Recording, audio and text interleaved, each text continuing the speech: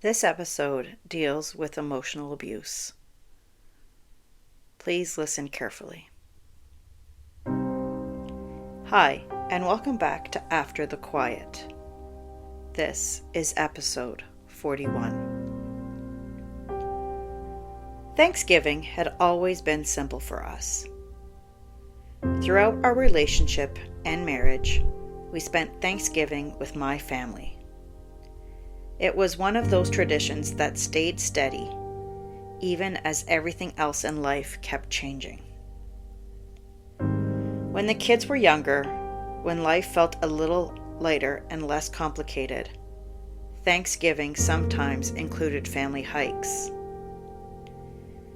My parents lived near beautiful trails, and we would bundle up and go for walks together before dinner.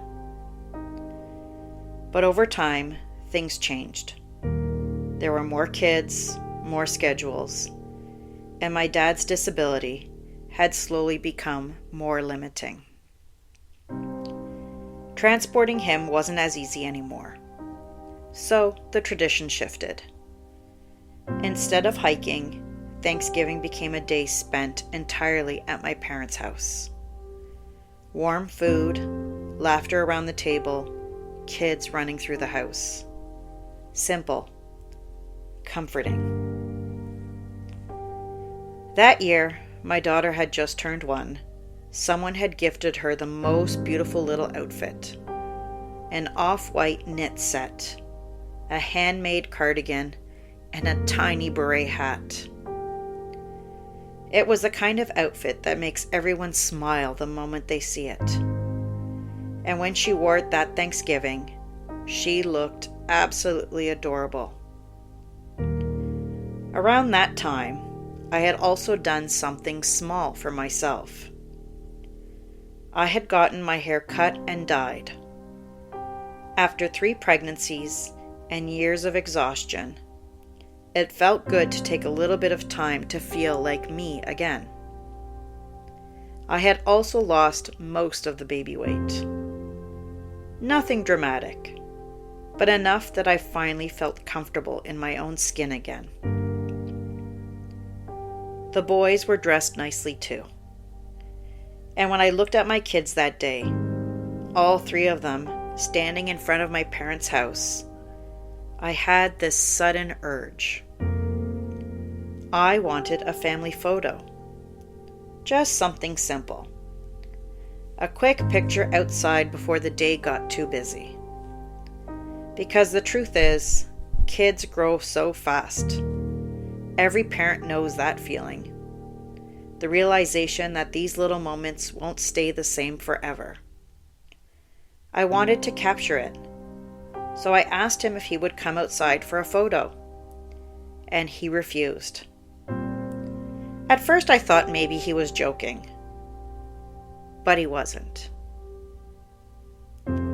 After dinner, he said he was tired. Why did we need photos? Why was I making such a big deal out of it? I tried to explain. The kids are only little once.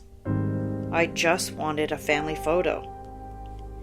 But he wouldn't come out.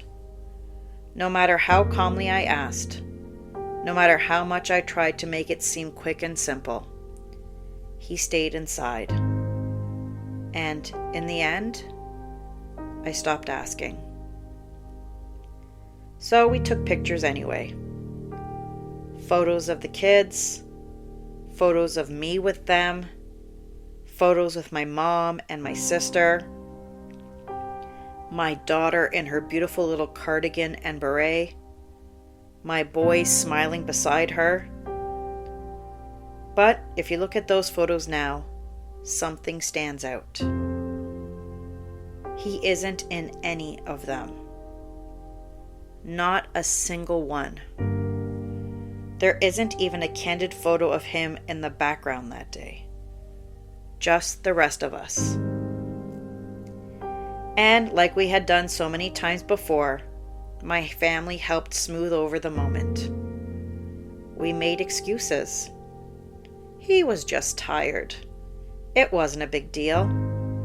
It was only a photo. We laughed it off, because that's what people do when they're trying to keep the peace. But looking back now, something else stands out to me. We didn't have many family photos anymore. Somewhere along the way, those simple moments, birthdays, holidays, random afternoons where someone pulls out a camera, had quietly stopped including him. And at the time, I didn't question it too deeply. I just kept taking pictures of the kids and the people who were there, the people who showed up. My mom, my sister, my little ones growing year by year. Those photos became quiet proof of something I didn't yet understand. Because sometimes what's missing from a picture tells the story just as clearly as what's inside the frame.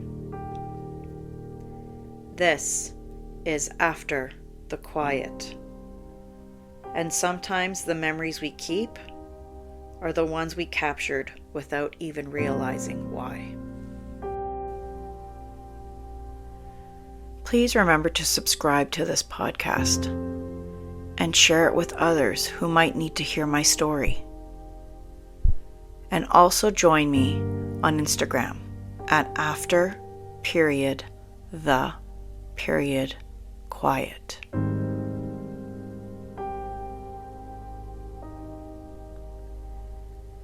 If you recognize parts of my story in your own, please reach out to someone who can give you support, or look for that support in your community. You are not weak for needing help. You are human. Your voice deserves to be heard.